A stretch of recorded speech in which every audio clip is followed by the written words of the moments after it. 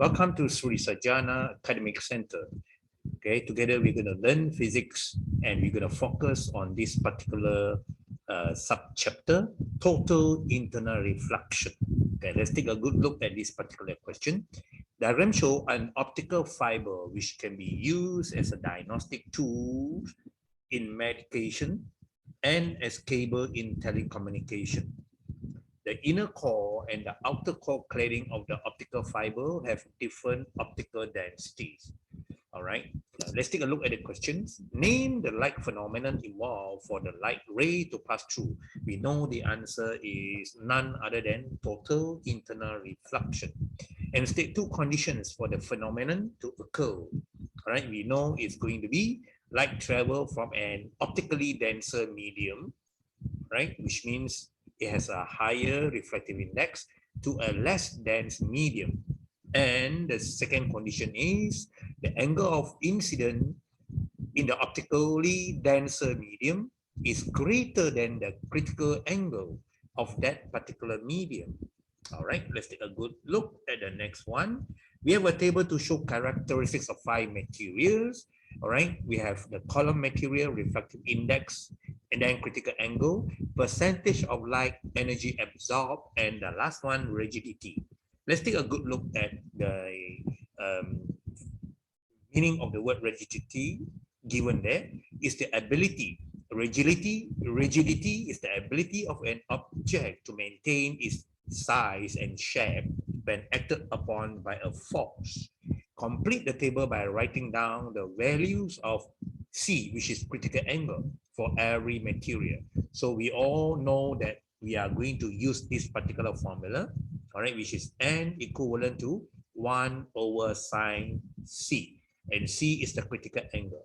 So when you are given 1.75, you are going to put into this one, all right, as the N. 1.75 and it's going to be equivalent to 1 over sine C. Then you're going to cross multiply to get a number and you're going to press anti-sine to get the angle. You're going to fill up all this here. All right, we have already done it. Okay, so in the exam, you got to give close to 2 decimal points. All right, so that you will be able to get the marks allocated. Okay, then we're going to follow at the continuous question. State the suitability of the following characteristics of the materials which could be used to make the optical fiber. Give the reasons, and they're asking for refractive index. All right, so we all know the formula, all right, of refractive index given by N equivalent to, all right, N equivalent to 1 over sine C. Okay. Okay, let's go backward and take a good look, okay, at what is given in the table. So you'll be able to see this is the refractive index, all right, given by symbol N of the inner core. And we are going to use this value to get critical angle, C, all right, of various material PQRST. So what you do now is, we all know that to be able to function, all right, as a tool for telecommunication, we need to know that we would normally try to get a higher refractive index. Why? It simply means that we are going to get a lower. We are going to get a lower critical angle. And what does it mean? Having a lower critical angle example. Okay, example, if I were to give you a tube, all right, or an optical fiber, okay, or an endoscope, we all know that if we have a big critical angle, this number is big, all right? If this number is big, okay, and is going to give us a small critical angle, let's say I'm going to have a critical angle which is going to be 10 degrees cell, 10 degree only, okay? So in other words, when I have any light beam, okay, I shoot into the optical fiber, we all know that after we have plotted the normal line, we know that this angle can easily be, all right, okay, this angle, incident angle, easily more than 10 degree, all right? So let's say it is going to be 30 degree. So we all know that this means, all right, incident angle more than critical angle, because the critical angle is only 10.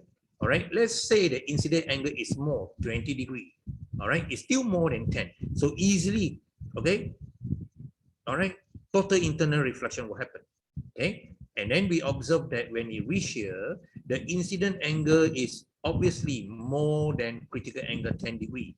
This will allow total internal reflection to happen again. And it will continuous to happen until, all right, the lights actually get reflected and come out from the other end. This is what we want. So that's why reflective index to be chosen need to be high, all right? Okay, reason understood. Okay, we want to make sure that the inner material have a higher refractive index than the outer cladding, so that the optical fiber has a smaller critical angle. This ensures total internal reflection can occur easily.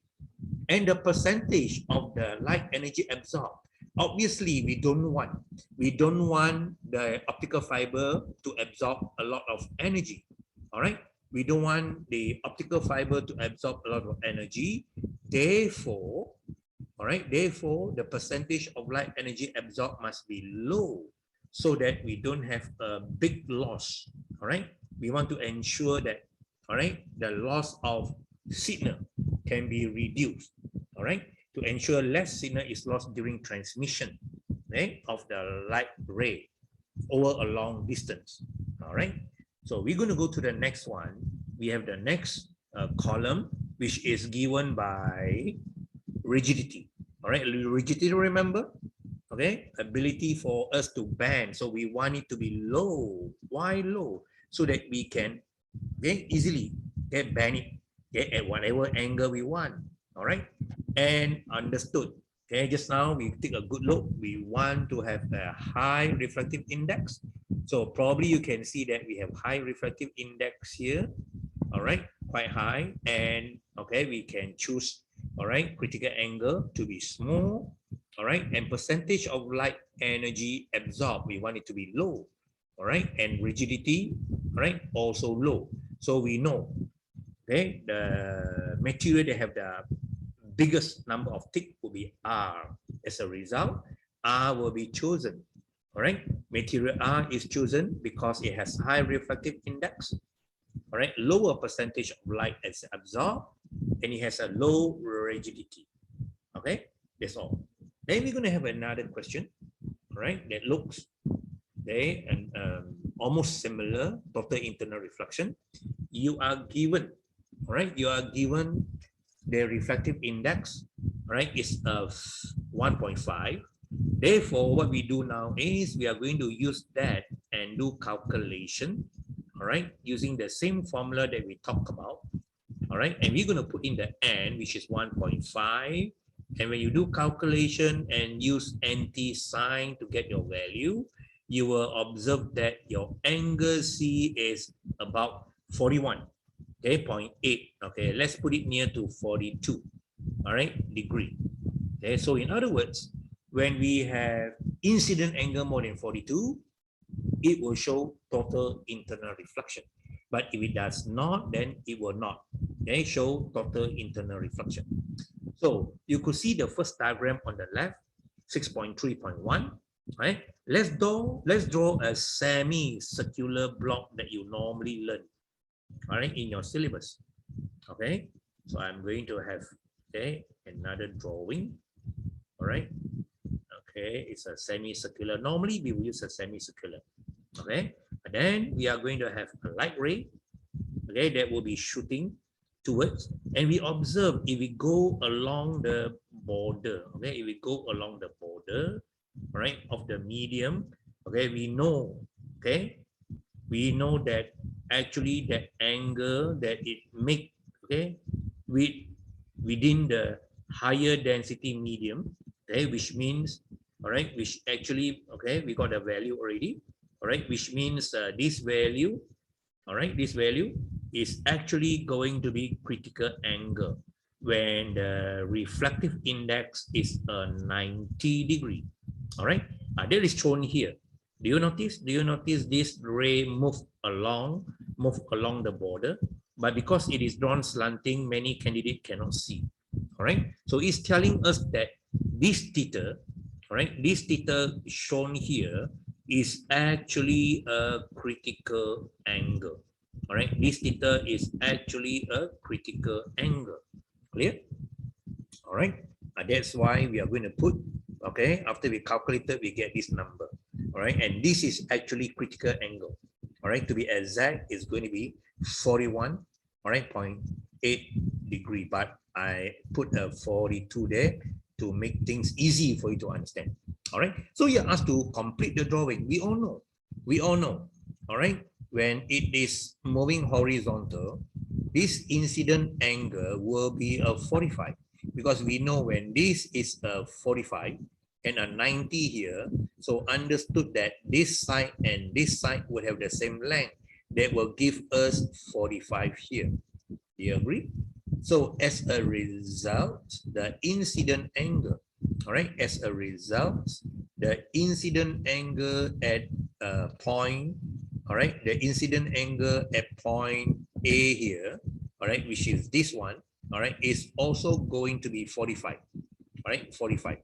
So we all know that when incident angle is 45, it is actually bigger than critical angle, all right, of 41.8 degree.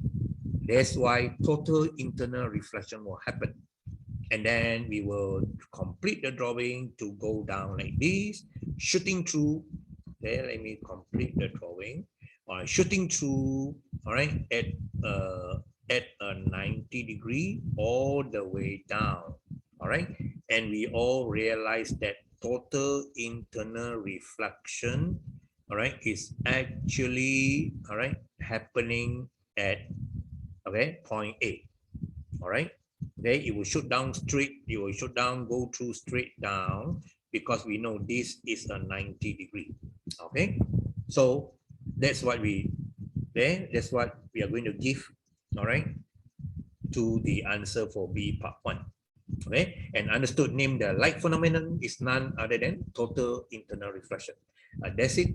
Okay, what we cover for today. All right, until we see again in our following session. All right, all the best to you. Okay, and see you then.